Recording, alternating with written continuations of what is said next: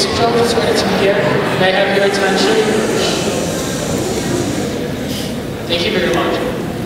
Mr. Jason Jones, he is the co-producer of the award-winning film Bella and The Stoning of Soraya M. Two great films. He is also the co-founder of the movement called I Am Full Life. So please give a warm welcome to Mr. Jason Jones. Thank you. How many of you guys have seen Bella? Raise your hand if you've seen Bella. Okay, I know what you girls are thinking. Is Eduardo married? He's not married yet, but he's too old for you. He is too old for you. Eduardo was just named the, how many of you watch E! Entertainment? You should not watch E! Entertainment. They just named Eduardo the third best looking man of all time. And I travel with Eduardo all over the country. When I first met him, I didn't know who he was. We were in Mexico City, and I had just seen the movie Man on Fire, which is about kidnappings in Mexico. And we're standing in front of a hotel. And I'm talking with Eduardo, and he has this deer in the headlights look. And he says, "Run." And he turns around and he starts to run. So I start chasing after him. I am certain we're about to be kidnapped. And he is faster than me, and he's running, turning down one corner. We run through a hotel. He looks back. He looks even more frightened.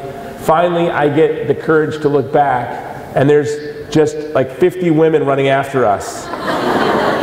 You notice I said running after us, just like when Eduardo and I are at the airport and women just keep checking us out. I don't know what it is. But we run down one street through another, we jump in a cab, and we're both out of breath, and I look Eduardo in the eyes and I say, "Brother, I have to apologize, but if you want to hang out with me, get used to it, because every day is just like this." And we've been running ever since, and Bella was an incredible experience for me. It was a real privilege to be a part of that film. But my involvement in promoting a culture of life goes back to when I was 17 years old. Is there anyone in here who's 17, 16? I was not raised a Christian. Did not go to church a day in my life. In fact, my family was very anti-Christian. My grandfather was a Scientologist, and I was raised with a strong anti-Christian bent. I played football in high school, and it was a Saturday morning, a few days before my 17th birthday, and my high school girlfriend came in the room. I was still half asleep, and she crawled into bed, and I could feel her shaking, and I knew she was crying, and she looked at me and she said, "I'm pregnant." That caught my attention. We sat up, and you have to picture my room. There's pictures of football players on the wall, some toys left over from when I was kids. It was a teenage boy's room. And there I am, and my girlfriend's telling me she's pregnant. I was heavily recruited. I was looking forward to playing football in college. And we spent that morning trying to figure out a plan, and the plan that we came up with was this. On my birthday, which was just a few days away, I'd be old enough to join the Army. So I would drop out of high school and join the Army. My girlfriend went to an all-girls Catholic school, and she would wear baggy sweaters as her pregnancy progressed until I got back, and take vitamins. And we would tell her dad and her mom when I got home from basic training. And in fact, that's exactly what we did. On my birthday, I went down to the recruiter's office. A few weeks later, I was off to Fort Benning, Georgia, and my girlfriend, for her part, took vitamins. Now, my mom, she was a single mom. She was a waitress. I have 5 brothers and sisters. We didn't have a lot of money, and when the recruiter said you need a suitcase to put your toiletries in, your 2 pairs of socks, 2 pairs of underwear, toothpaste, toothbrush, and a razor, I said, "Sir, I don't have we don't own a suitcase." He said, "Well, use your pillowcase." I said, "Okay." I went to grab my pillowcase, and unfortunately for me, it was a Scooby-Doo pillowcase. I went into my sister's room, and it was strawberry shortcake. So I used my pillowcase. I put my toothbrush in there, my toothpaste, my razor blade, which was sort of ironic. I didn't shave yet. And off to Fort Benning, Georgia, I went with a pregnant girlfriend at home. Now, my girlfriend, like girlfriends do, sent me a lot of letters. If you have a sibling in basic training and you don't like them, send them a lot of letters. You don't even have to write anything, just address it to them, because for every letter you get, you have to do a lot of push-ups. She would send me a lot of letters, and I would do a lot of push-ups. And if you really don't like your sibling, send them food, and she liked to bake, and she would bake me brownies. And drill sergeants have a way of taking everything that should make you happy and turning it into a weapon to make you miserable. And so when the brownies would come in, the drill sergeants would say, Jones, eat it, all of it. And then they'd make me run and run and run until I gave the brownies back, if you follow me. And so I wrote my girlfriend a letter and I said, I appreciate your baking, but please no more baked goods till I get home. And if you could not write so many letters, or maybe just put a few letters a week into, to 1 or 2 envelopes, so we can outsmart these big dumb guys with brown hats. And that's what she did. And so I was on a better terms with my drill sergeants. And 2 weeks before I was to get out of basic training and come home, I didn't go to church on Sundays. I was so opposed to Christianity that rather than go to church, I would request duty or detail. And I discovered that where the pots and pans detail was, there was a freezer. And the drill sergeants would hide ice cream bars in that freezer. And I know, Father, forgive me, you might call this stealing, but in the Army we call it securing. I would secure the ice cream in buckets of ice when the drill sergeants weren't looking. And I would take it upstairs, and when guys came back from church, I'd say, you shine my shoes all week, here's an ice cream bar, you make my bed, you polish my brass. And so I was cleaning pots and pans, waiting for my opportunity to secure some ice cream, when a friend came running in.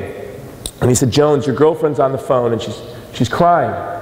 So it was not my Sunday to get phone calls, but he said she was crying, so I ran out, and I answered the phone, and she was crying like I have never heard a woman cry before or since. And the only way I can describe it is that her soul was crying.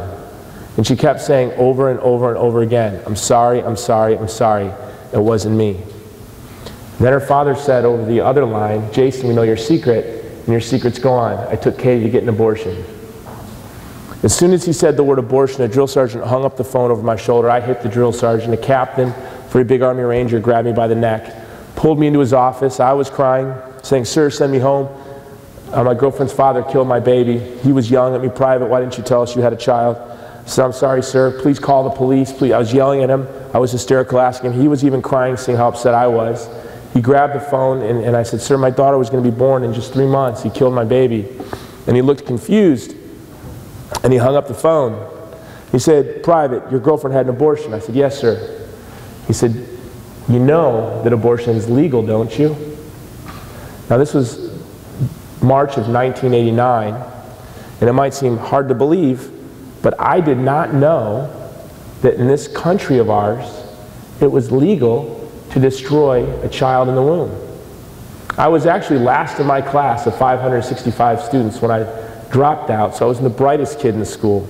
But there's one thing that I knew. I knew that the biological beginning of a human person began at the moment of fertilization.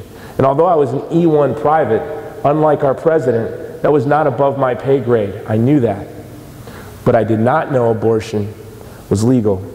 My captain gave me a Cliff Notes explanation of abortion in America. He gave me a roll of quarters and he said, go to the PX, which was about a mile away. He said, I don't want you disturbing the whole battalion calling from here. So I walked to the PX, I called my girlfriend, but as I was walking there, I grew up in a great part in the south side of Chicago. It's a very diverse community, and growing up I knew nothing about race. When my friends' parents used to stare at me in the late 1970s, I thought it was because I was so cute. I didn't know it was strange to have a little blonde haired, blue-eyed, barefoot kid in this neighborhood in your kitchen table.